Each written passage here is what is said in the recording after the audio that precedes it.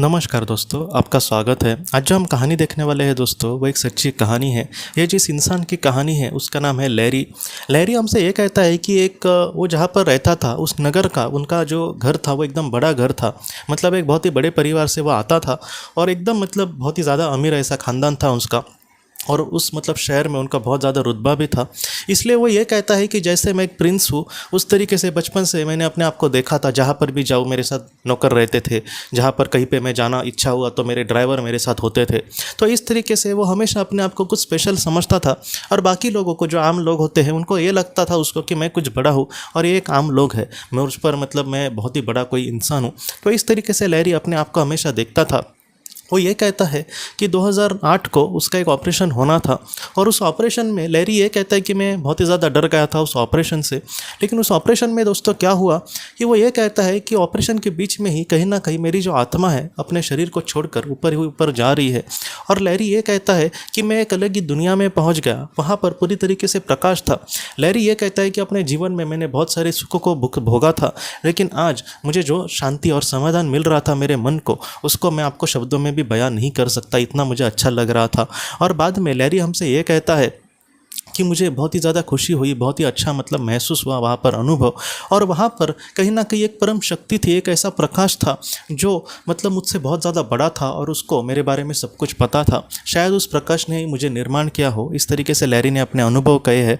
और उसके बाद लैरी हमसे ये कहता है कि उस प्रकाश ने लैरी के मन में कुछ ऐसे विचार डाले कि तुम अपने जीवन में बहुत ही ज़्यादा अहंकारी बन गए हो। तुम्हें जो भी मिला है, मतलब इस तरीके से तुम्हारे आत्मा ने जीवन चयन किया है इसलिए मिला है। लेकिन हो सकता है कि आज जो तुम्हारी परिस्थिति है, अगले जीवन में एक बहुत ही गरीब लड़का तुम पैदा हो और उसमें 2 वक्त के बस खाने के लिए भी तुम्हें बहुत ज़्यादा मशक्क़त करनी पड़े। इसलिए जो भी तुम्हारे पास अच्छा है उसलिए मतलब एक तो ईश्वर का शुक्रिया अदा करो और उसमें तुम कितना अच्छा इंसान बनने की कोशिश कर सकते हो उसको तुम देखने की कोशिश करो। लैरी ये कहता है कि इतने वो स्पष्टता से संदेश थे और मुझे इतने अच्छे से समझाया था कि मैं उसको कोई भी आर्गुमेंट नहीं कर सकता था। पृथ्वी पर कोई भी मुझे कुछ कहना जाए तो मैं उसको बोलता था कि अरे तुम किससे बात करते हो, पता है। इस तरीके से मेरे मन में अहंकार था, लेकिन उस परम शक्ति ने मुझे बहुत ही अच्छे से समझाया और उसमें एक समझाने में एक विश्वास था और एक प्यार भी था।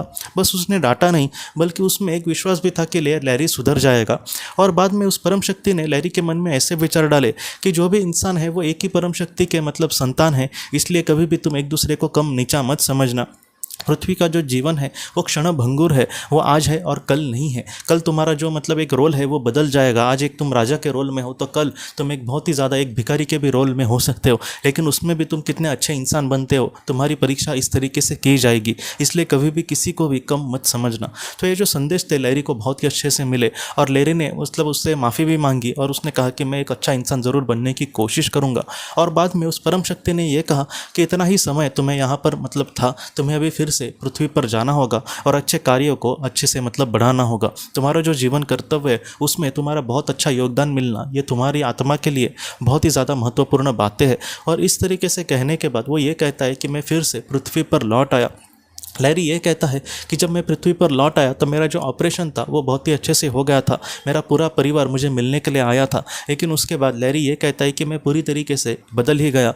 मैंने जितना हो सके जो छोटे मतलब तबके के लोग होते हैं उनके साथ प्यार से बातें करने की कोशिश की।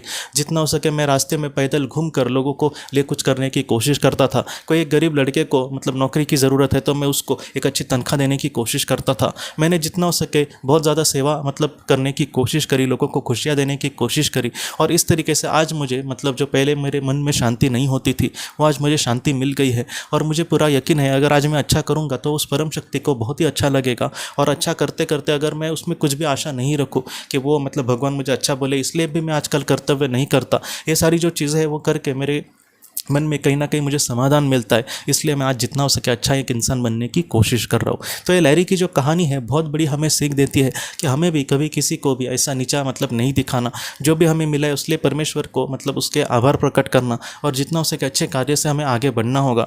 जब हमें निस्वार्थ भावना से कर्म करके किसी के लिए मन में खुशी लगे दोस्तों, तो आप समझ जाना कि एक अच्छे मतलब मार्ग पर आपका मतलब सफ़र अब बढ़ गया है और हो सकता है कि वो एक मोक्ष का मार्ग हो। ऐसे जो कर्म है वो हमें बहुत ज़्यादा मतलब जल्दी मोक्ष तक ज़रूर पहुंचाएंगे। इसलिए जितना हो सके अच्छे कर्म से अगर हम आगे बढ़ेंगे तो ऐसा जो इंसान है उस ऊपर वाले के दुनिया में बहुत ही अच्छे गति को, बहुत ही अच्छे मतलब स्थान को ज़रूर पहुंचेगा दोस्तों। तो दोस्तों हम अपने अगले वीडियो में मिलते हैं। आप अपना, अपने परिवार का ख्याल रखना। आपका बहुत बहुत धन्यवाद। ज़िंदगी की रोशनी ये एक कंसल्टेंसी है जो ऐसे लोगों को मदद करने की कोशिश करती है जिन्होंने किसी अपने को खोया है, या फिर जो लोग अपने जीवन में बहुत ही ज़्यादा दुखी है। जो लोग इस संस्था के साथ जुड़ते हैं उन्हें पास्ट लाइफ रिग्रेशन की ऑडियोज़ भेजी जाएगी, जिससे घर बैठे वह पास्ट लाइफ रिग्रेशन का अभ्यास कर सकते हैं। और उन्हें 5 मेडिटेशन ध्यान की भी ऑडियोज़ भेजी जाएगी। और इसके साथ साथ उन्हें PDF किताबें भेजी जाएंगी जो हिंदी और अंग्रेज़ी में है, जो मोबाइल पर या फिर लैपटॉप पर आप उसे पढ़ सकते हैं। और 10 ऑडियो बुक्स भी आपको भेजी जाएंगी। तो दोस्तों अगर आप इस संस्था के साथ जुड़ना चाहते हैं तो कृपया इस नंबर पे व्हाट्सएप मैसेज करें। आपका बहुत बहुत धन्यवाद।